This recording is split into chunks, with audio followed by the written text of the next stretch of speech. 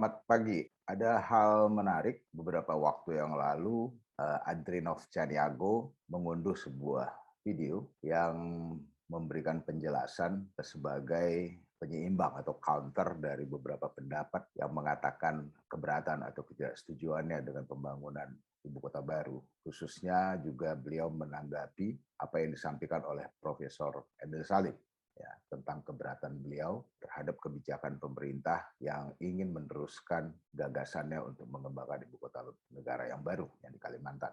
Saya kira ini perlu disikapi dengan serius karena Adrinov Caniago kita ketahui sama-sama bahwa beliau adalah Menteri Perencanaan Pembangunan Nasional Indonesia yang ke-13 atau Menteri Perencanaan Pembangunan Nasional Indonesia atau Bappenas pertama pada era pemerintahan Joko Widodo sebelumnya.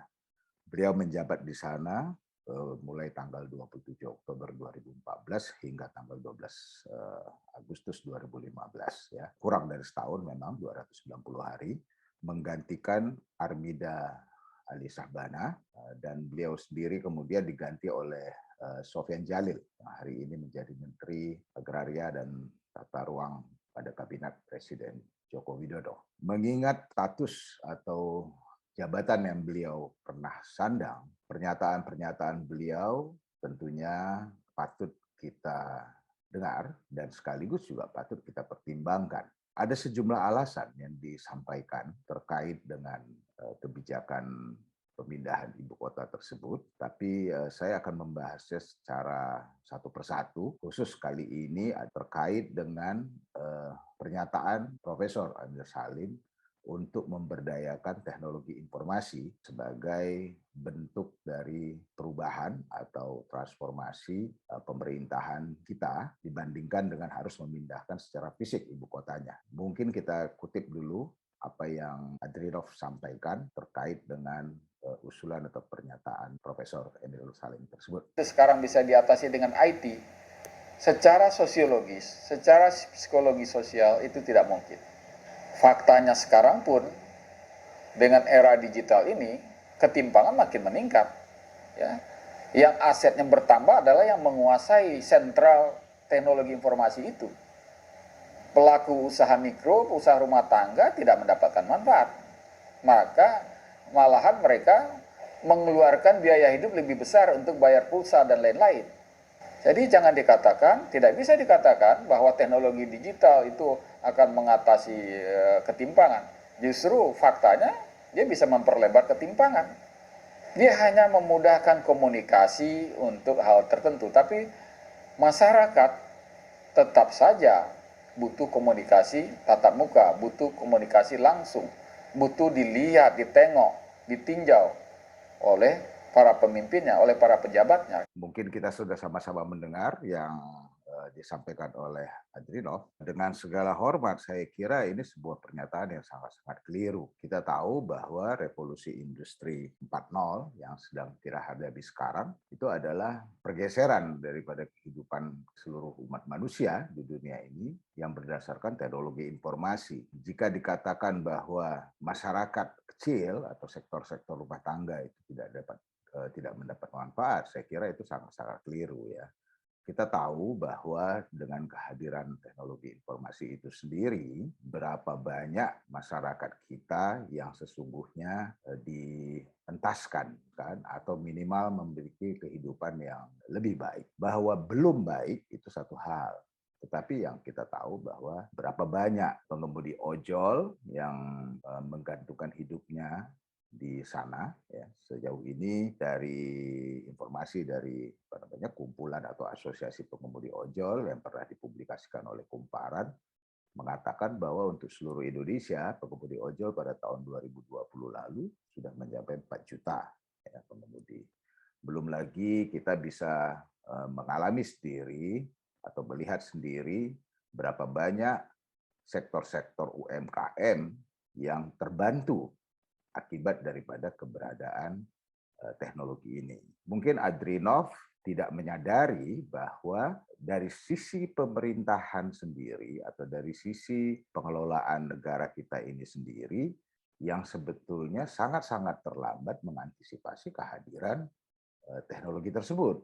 Jangankan seperti apa yang dikatakan oleh Profesor Emil Salim ya untuk mendayagunakannya sebagai instrumen daripada pengelolaan negara, menyikapi kehadiran perubahan kehidupan kita terkait dengan teknologi informasi ini saja sangat-sangat terlambat atau sangat-sangat kurang.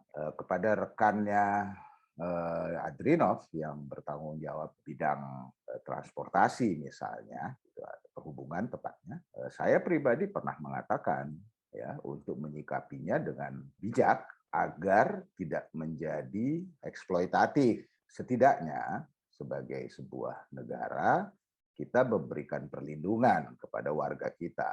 Nah, kita tahu bahwa banyak hal yang masih bisa dilakukan untuk menyeimbangkan menyeimbangkan daya tawar gitu ya atau hak dan kewajiban yang belum dilakukan oleh pemerintah. Jadi sebagai contoh ya bagaimana agar para pengemudi itu memiliki hak dan kewajibannya terhadap katakanlah jumlah jam kerja terkait dengan pendapatan yang mereka harus dapatkan gitu ya.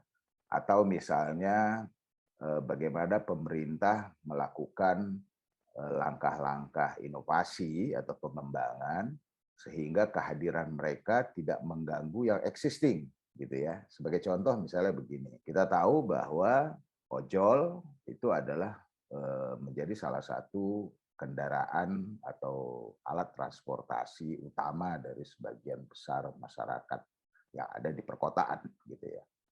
Bahkan mungkin lebih populer daripada angkutan umum yang ditangani atau dikelola oleh pemerintah karena sifatnya yang lebih mudah, mobilitasnya lebih tinggi, dan juga aksesnya juga lebih mudah. Ya, kita bisa mendapatkannya langsung di depan rumah kita sendiri.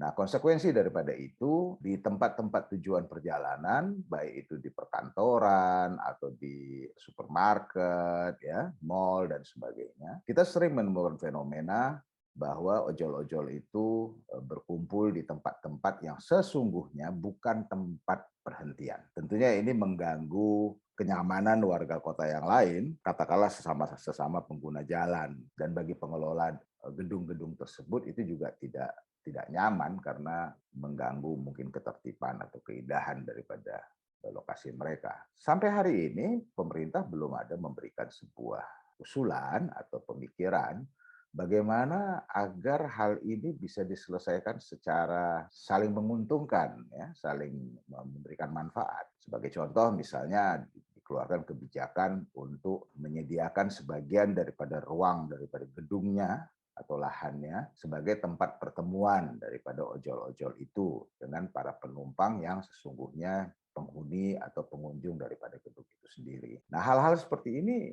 justru tidak pernah dilakukan oleh pemerintah terkait dari kehadiran teknologi informasi ini. Ini adalah bagian pertama dari tanggapan saya atas tanggapan Adrinov yang ingin mengatakan bahwa betapa perlunya, betapa pentingnya pemindahan ibu kota itu. Mungkin pemindahan ibu kota itu perlu, tetapi bukan dengan alasan-alasan yang disampaikan Adrinov bahwa teknologi informasi itu tidak bisa membantu. Teknologi informasi justru masa depan kita semua. Ya, jadi saya akan sudahi dulu bagian pertama ini terkait dengan atau tanggapan saya, koreksi saya terhadap pernyataan Adrinov bahwa teknologi informasi itu tidak mampu memberdayakan apa yang menjadi tujuan atau landasan pemindahan ibu kota jika hal itu terkait dengan sistem pengelolaan pemerintah. Jelas teknologi informasi itu sangat-sangat dibutuhkan. Pada episode yang lain saya akan menjelaskan lebih jauh bagaimana kita bisa memberdayakannya untuk setidaknya mengejar ketertinggalan pelayanan yang selama ini tidak mampu kita lakukan. Ya, jadi hari ini kita sudah banyak dimampukan oleh teknologi informasi, tetapi mungkin kita sendiri yang belum mampu untuk memberdayakan itu. Sekian dulu, kita akan ketemu di episode berikutnya untuk membahas hal-hal lain yang terkait dengan pemindahan ibu kota baru, dan saya akan memfokuskan dari sejumlah keterangan atau sejumlah penjelasan yang disampaikan Adrinov. Bukan saya maksud untuk mengkritik atau membantahnya begitu saja, tetapi saya ingin meluruskan sehingga kita memiliki sebuah dasar pertimbangan atau dasar pemikiran ilmiah yang sama-sama bisa dipahami oleh berbagai pihak. Terima kasih. Selamat.